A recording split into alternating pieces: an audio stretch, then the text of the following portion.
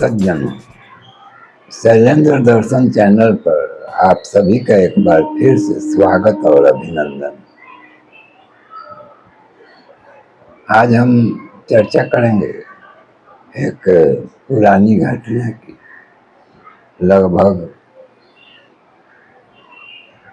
15 साल गुजर गए हैं उस घटना के।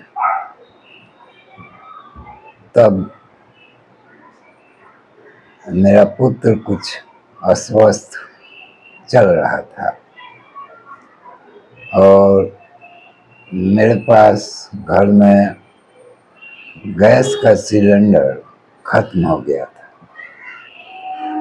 क्योंकि एक ही सिंगल सिलेंडर वाला कनेक्शन था और कभी कभी अंदाज से 1 महीना पर एक सिलेंडर लगता था, तो 1-2 दिन पहले ही समाप्त हो जाता था। और बुकिंग करने के बाद 2-4 दिन बाद में गैस मिलता था। तो गैस वाला मेरे परिचय का था जो गैस पहुंचा जाता था।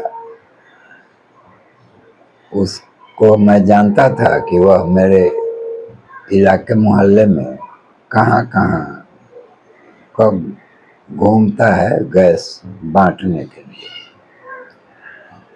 तो दोपहर के लगभग 1 बज रहे थे और सुबह ही मेरी गैस समाप्त हो चुकी थी। तो मैंने उसे चारों तरफ ढूंढा।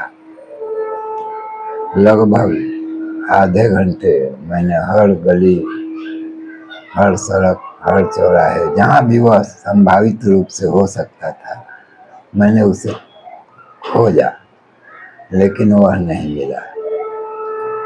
तब मैं निराश हो गया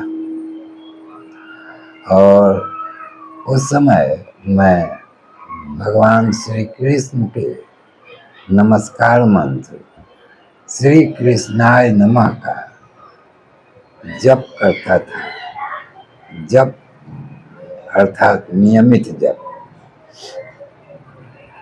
तो इस मंत्र ने कई अनुभव दिए। उन्हीं में से एक अनुभव यह था कि मैं जब निराश हो गया कि वह मुझे अब नहीं मिलेगा और मुझे जाना पड़ेगा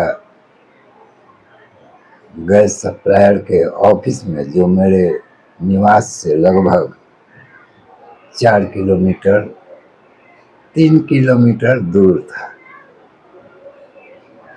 और वहाँ जाकर फिर वहाँ से पर्ची कटवा कर फिर स्वयं किसी प्रकार लाना पड़ता है।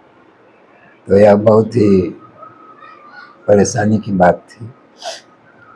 और चूँकि मेरे पुत्र की तबीयत खराब थी, तो गैस का रहना अति आवश्यक था।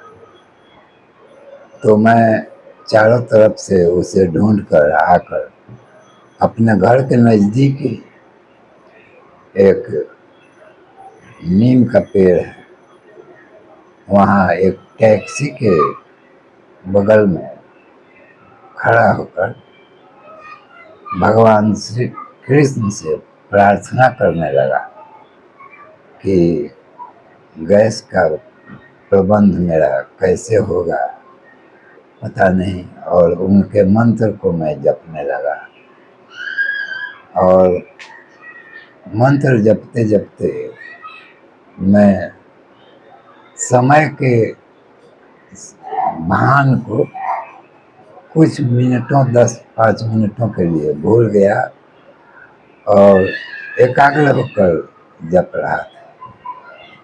तभी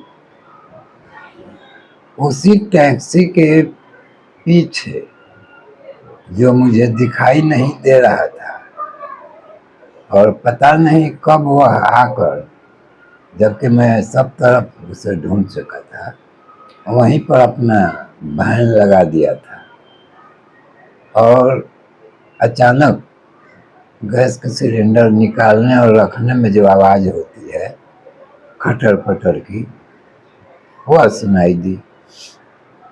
तो मैं टैक्सी का चक्कर लगाकर पीछे की तरफ आया तो देखा कि गैस वाला ही है और गैस निकाल कर कहीं ले जाने को उन्मुख है। तो मैंने उससे कहा कि ऐसी बात है, मेरा बुकिंग किया हुआ है लेकिन चूंकि समाप्त हो गया है तो तुम मुझे गैस दे दो। तो उसने सहर्ष कहा कि ठीक है, आप जाइए, मैं कुछ ही देर में गैस लेकर आ रहा हूँ। तो वह कुछ देर बाद गैस लेकर मेरे निवास पर आ गया। तो सज्जनों, यह जिनको श्रद्धा भक्ति और विश्वास नहीं है और जिन्हें इन सब बातों में कोई रुचि नहीं है, उनको समझ में नहीं आएगा।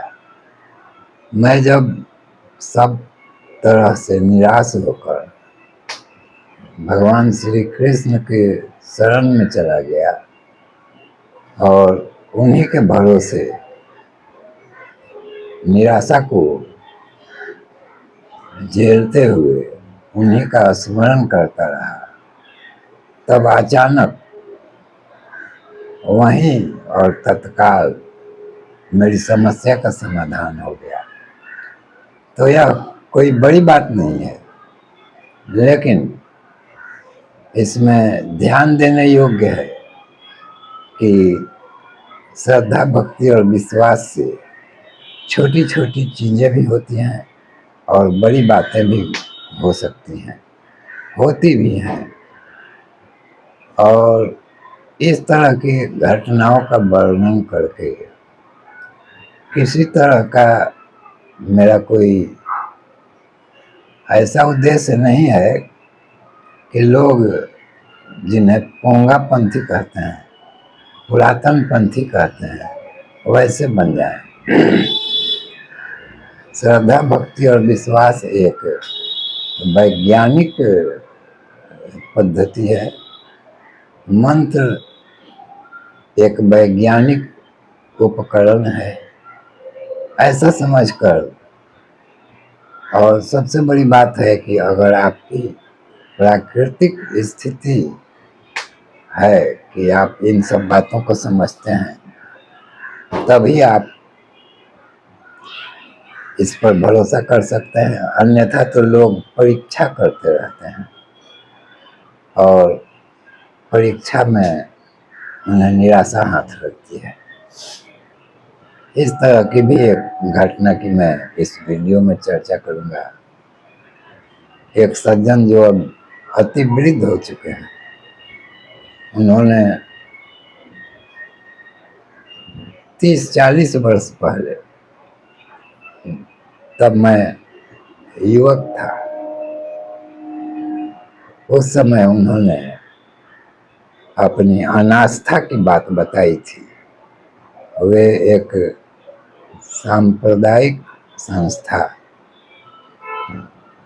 जो जैसे सनातन धर्म में, सनातन पंथ में, पंथ नहीं सनातन धर्म में लोग अपने अपने पंथ बना लेते हैं। कोई किसी मंत्र को अवलंबन बनाकर बहुत बड़ा उद्योग नुमा आश्रम और उसका विस्तार कर लेता है।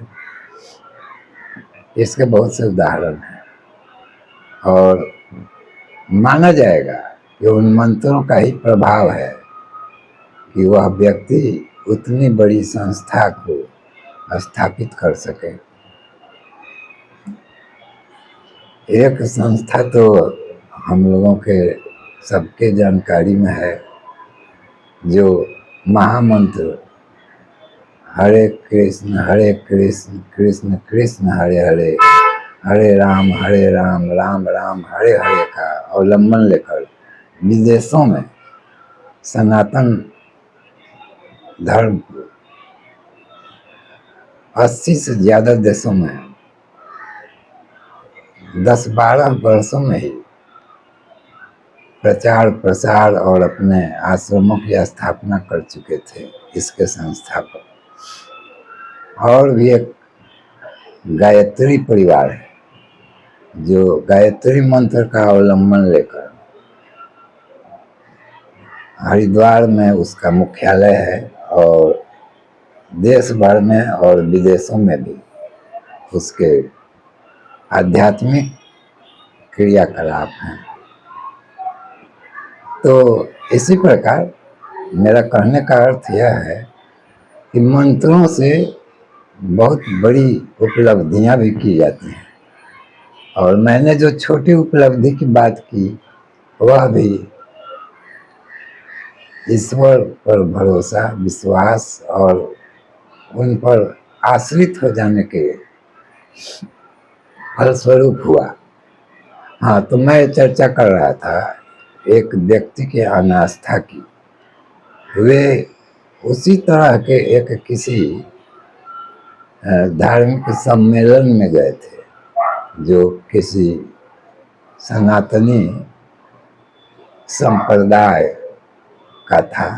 मतलब सनातन धर्म में भी अलग अलग कई संप्रदाय नुमा संस्थाएं हैं। वे उसी के एक कार्यक्रम में गए थे। तो वहाँ से लौटकर उनका जो निष्कर्ष था वह यह था कि यह सब भी एक तरह का व्यवसाय है और इसमें कुछ आता जाता नहीं है। दरअसल वह व्यक्ति अभी भी जीवित हैं और अति वृद्ध हो गए हैं और बहुत सी बीमारियों से ग्रस्त हैं, लेकिन उनका अभी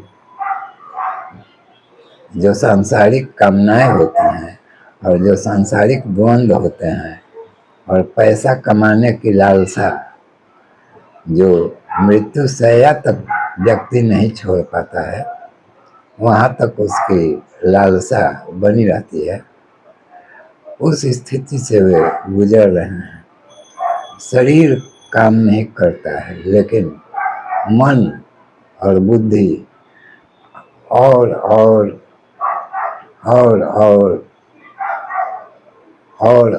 के चक्कर में फंसा रहता है। किसी भी तरह से उस व्यक्ति को मानसिक शांति या आत्मिक विश्रांति का अनुभव नहीं होता है। अचरज होगा उन सब अनास्थावान व्यक्तियों के क्रियाकलापों को देखकर। वे अपने कामनाओं की पूर्ति के लिए पाप और पुण्य तो जानते ही नहीं है और किसी भी तरह से ये न के न प्रकारेण वे जो सोचते हैं वैसा करने का प्रयास करते हैं, लेकिन जो कुछ भी होता है वह ईश्वर और प्रकृति की अनुकूलता से ही होता है। लेकिन उन सब कुकृत्यों के परिणाम अच्छे नहीं माने जाते हैं, ऐसा लोक विश्वास है। तो सज्जनों, हमने आस्था और अनास्था दोनों मनोभावों और मस्तिष्क की स्थितियों के बारे में बात की है। आशा करते हैं मैंने जो कहा है उसके आंतरिक अर्थ को मेरे दर्शक श्रोता समझेंगे और अपनी श्रद्धा, भक्ति और विश्वास को और अधिक पुष्ट और परिपक्व कर पाएंगे। तो धन्यवाद सज्जनों, इस वीडियो को यहीं सीमित करते हैं। कुछ ही देर बाद लाइव प्रसारण भी प्रारंभ करने वाला हूं, जिसका समय 7 बजे से 9 बजे का होता है।